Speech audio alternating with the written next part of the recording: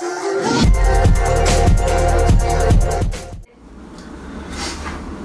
구독자 여러분 안녕하세요. 오늘은 변호사의 테크닉 12화 가압류 어렵지 않아요에 대해서 한번 얘기를 나눠보도록 하겠습니다. 안녕하세요. 네, 안녕하세요. 네, 반갑습니다. 이번 주에는 우리 김창결 변호사님도 함께 하셔서 더 좋네요. 우리 박수 한번 치고 시작할까요? 대리님이 잘 소개해 주셨는데 오늘 가압류에 대해서 좀 얘기를 나눠보려고 해요. 사실 우리 실생활에서 굉장히 가압류에 관한 문제들이 많이 발생하는데 생각보다 많은 분들이 또 잘 모르고 계셔서 네. 우리 또 사연남이 한 분 우리 고민을 보내주셨어요. 우리 대리님이 한번 소개해 주시겠어요? 네. 제 이름은 사연남입니다. 이름은 비공개로 진행을 해드릴게요. 친구분에게 이분이 이제 돈 1,000만 원을 빌려주었는데 그 친구가 돈을 갚지 않아서 민사소송까지 제기를 해서 판결문까지 받았고, 근데 이 친구가 그 판결문을 받았음에도 불구하고 돈도 갚지 않고 있고요. 그리고 제가 궁금한 거는 판결을 받으면은 이제 돈을 받을 수 있는 걸로 알고 있었는데 그게 아닌지도 궁금하고, 그리고 친구가 본인 이름으로 되어 있던 전세보증금까지 이제 빼가지고 지금 도망을 간 상태거든요. 이런 경우에는 어떻게 해야 되는지 좀 도움을 요청드립니다. 정말 막막하셨을 것 같아요. 그런데 이제 많은 분들이 판결을 받으면, 법원에서 판결을 받거나 결정을 받으면 곧바로 돈이 내 계좌에 들어온다라고 많이 생각을 하세요. 네. 그런데 실제로는 아니죠. 민변님 좀 설명해 주시겠어요? 네, 실제로 내가 뭐 민사소송을 예를 들면은 내가 이렇게 뭐 받을 돈이 있다 해서 대여금 청구 사건 뭐 이런 식으로 해서 내가 이겼어요. 근데 그게 이겨서 끝이 아닙니다. 이겼다고 방심을 하면 안 되고, 일단 승소 판결문을 받았다는 거는 일종의 집행권원이라고 해서 너가 이 사람 상대방으로부터 받을 돈이 있다라는 거를 법원을 통해서 이제 공식적으로 확정된 어떤 집행을 들어갈 수 있는 그 집행권원이라는 걸 받은 것에 불과합니다. 그래서 엄격하게 나누면은 본안 소송과 집행 절차는 나눠져야 됩니다. 그래서 이렇게 소송을 일반적으로 진행해서 승소 판결 받은 거는 이제 본안 판결에서 내가 승소를 해서 받았다라는 것이고, 이제 그거를 이제 토대로 해서 집행권원으로 해서 이제 상대방에게 그 돈을 실제로 받아내는 절차, 집행 절차를 신청해야 됩니다. 그런데 여기서 좀 문제가 많이 되는 게, 그걸 받았다고 저절로 자기 계좌로 돈이 들어오는 게 아니에요. 그래서 보통 진짜 나쁜 사람 같은 경우에는 소송을 받기 전에 자기 재산 다 빼돌려서 무자력으로 해놓기도 하죠. 그러면 내가 아무리 상대방으로부터 이길 소송이 있다고 하더라도, 받을 돈이 있다고 하더라도 그게 법원으로부터 공식적으로 그 청구권이 인정된 것 뿐이지 내 계좌로 들어오는 돈은 실제 그 사람의 계좌나 재산을 까봐야 하는 겁니다. 그래서 이런 경우 상대방이 다 재산을 빼돌리는 것을 방지하기 위해서 소송을 제기하기 전에 상대방 재산이 무엇이 있는지 확인을 한 다음에 그 재산을 찾았다면 미리 가압류를 하는 것이 훨씬 유리합니다. 맞아요. 되게 민변님이 좋은 말씀 해주셨는데, 소송을 받는 것과 그리고 실제로 강제 집행을 해서 그 돈을 수령하는 거는 별도의 절차다라는 거랑, 그 다음에 미리 좀 가압류를 해놓으면 나중에 집행 절차에서 훨씬 더 용이하게 돈을 받을 수 있다, 이렇게 얘기를 해주셨어요.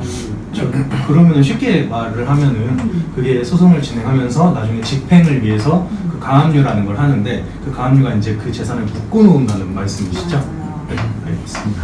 그래서 만약에 아까 이대리님이 소개해주신 사연남 같은 경우에도 미리 소송 전에 그 임대차 보증금 있잖아요. 그거에 대해서 이제 가압류를 만약에 해놓았다면 나중에 이제 이런 불미스러운 일이 생기지 않았을 것 같아요. 그러면은 가압류가 뭔지 좀 알려드려야 될 것 같은데 변변님이 좀 소개해 주시겠어요? 그 가압류를 법률 문장으로, 오늘 좀 쉽게 얘기하는 자리라고는 하는데 우선 법률 문장으로 한 문장 설명을 하면은 금전 또는 금전으로 환산할 수 있는 청구권을 그대로 두면 강제 집행이 불가능하게 되는 경우에 채무자의 재산을 압류해서 현상을 보존해 두고 그 변경을 금지해서 장래의 강제 집행을 보전하는 절차입니다. 이 단어가 되게 어렵죠. 조금 설명을 해보면 뭐 금전이라는 건 이제 대여금 청구했을 때, 내가 누구한테 대여를 해줬을 때 대여금 반환 채권이 있을 네. 거잖아요. 뭐 그런 권리가 있다든지 또는 금전으로 환산할 수 있는 청구권, 예를 들면은 손해배상 청구권이라든지 뭐 누구한테 맞아가지고 그 위자료 청구권 이런 것들이 있을 때 내한테 권리는 있는데 나중에 실제로 상대방한테 받을 수 있는지 없는지 이제 불확실해요. 네. 예, 그럴 경우에 상대방이 소유하고 있는 보통 이제 부동산이죠. 엄밀하게는 이제 동산도 되고 채권도 되고 채권 가압류도 되지만 두 가지 다를 하기 전에 부동산에 대해서 먼저 가압류를 하라라고 실무적으로 이제 통용되기는 합니다. 예, 부동산 가압류를 해서 그 채무자가 그 부동산을 다른 이에게 저당을 잡는다든지 매도를 한다든지 그런 것들을 못하게 하는 거죠. 등기부에서 이렇게 적어가지고. 맞습니다. 그래서 우리 오늘 가압류와 관련해서는 조금 얘기해드리고 싶은 게 많아서 오늘은 이 정도까지 하고 다음 시간에 또 가압류 그러면은 그대로 냅둬야 하는 건지, 그러니까 채무자 입장에서 만약에 채권자가 가압류 신청을 한 경우에 어떻게 좀 그럼 대처할 수 있는지 이거에 대해서는 또 다음 시간에 함께 알아보면 좋을 것 같아요. 네. 그래서 오늘 그러면은 우리 가압류에 대해서 우리 변호사님들이 이렇게 알려주셨는데 혹시 대리님 궁금한 거 있으신가요? 없습니다. 아, 너무 명쾌했다고. 너무 자세하고 또 이렇게 이해하기 쉽게 알려주셔가지고. 아, 좋습니다. 근데 사실 이거 일반인들이 가압류 신청하고 결정받고 하기가 조금 쉽지는 네, 않아요. 생각하기가 쉽지 않습니다. 어떻게 하면 될까요, 변호사님? 저에게 예, 그것도 한 가지 방법이고, 우선 잘 알아야 되겠죠. 가압류에 대해서 네. 잘 알아야 되는데 이게 생각보다 내가 받을 채권이 있다라고 해서 100% 가압류가 무조건 받아들여지는 거는 실제로 아니거든요. 요거를 잘 그 법관이 이해하기 쉽게 내가 이런 받을 채권이 있는데 근데 나중에 이제 집행 불능이 뭐 우려가 된다라는 거를 서식에 맞춰서 잘 써야지 돼요. 그거를 하려면은 열심히 이 법률 서적을 한번 공부를 해 보시든지 아니면은 저희 같은 뭐 법률 전문가에게 맡기시든지 그런 게 이제 방법이 될 것 같습니다. 네, 맞아요. 한 가지 좀 드리고 싶은 팁은 이제 가압류를 신청을 할 때 반드시 담보 공탁을 하게 돼 있어요. 네. 무슨 말이냐면 실제로 내가 민변님한테 돈을 빌려줘서 가압류를 할 수도 있지만 거짓말로 가압류 신청을 할 수도 그렇죠. 있잖아요. 그러면은 만약에 법원에서 가압류 결정을 받아주었을 때 나중에 제가 민변님이 이제 손해가 발생할 수도 있잖아요. 그렇기 때문에 법원에서는 그런 채무자의 손해를 방지하기 위해서 담보 공탁을 하라고 하는데 아까 변변님이 잘 얘기해 주셨는데 동산에 대해서 가압류도 가능하고 채권에 대해서도 가압류가 가능한데도 불구하고 부동산 가압류를 조금 더 추천드린다고 말씀드린 이유가 부동산 가압류가 담보 공탁이 제일 조금 나와요. 몇 퍼센트인지 아시나요? 공탁 금액이요? 모르겠습니다. 부동산 같은 경우에 제가 알기로는 한 주시겠어요? 50%? 아니요. 아니, 30%? 채권의 경우엔 정말 50% 가까이 나와요. 예를 들면은 제가 2천만 원 채권에 대해서 가압류를 할 때는 거의 1,000만 원 가까이 담보 공탁하라고 나오는 경우도 있는데 부동산은 적게 나오면 10%밖에 안 나와요. 그렇구나. 이거 네. 잘라야 되겠네요. 자르지 않고 내보내겠습니다. 네, 보내겠습니다.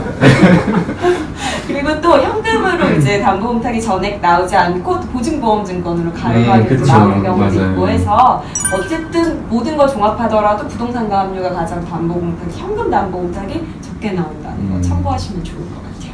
그 자, 담보 공탁이라는 거는 또 말씀을 드리면 그러니까 신청하는 사람만을 위한 게 아니라 피신청인의 위험을 이렇게 맞아요. 방지하기 위해서 법원에서 너가 담보를 제공해라고 해서 내는 금액이라고 쉽게 설명드릴게요. 맞습니다. 멋집니다. 네. 그리고 어려우실 수 있어요. 이게 어떤 건지 잘 이해가 안 되실 수가 있는데 저희한테 물어보시면 또 친절하게 안내를 해드릴게요. 그래서 번호 지금 또 나가고 있을까요? 네. 나가고 있습니다. 네. 010-4790-0885번으로 저희 혹시 전화 안 받으면 문자 남겨주시면 곧바로 연락드리고 있으니까 편하게 연락 주시면 좋을 것 같습니다. 네. 이번 3주 동안 또 좋은 일만 가득하시면 좋겠어요. 네. 수고하셨습니다. 수고하셨습니다. 네.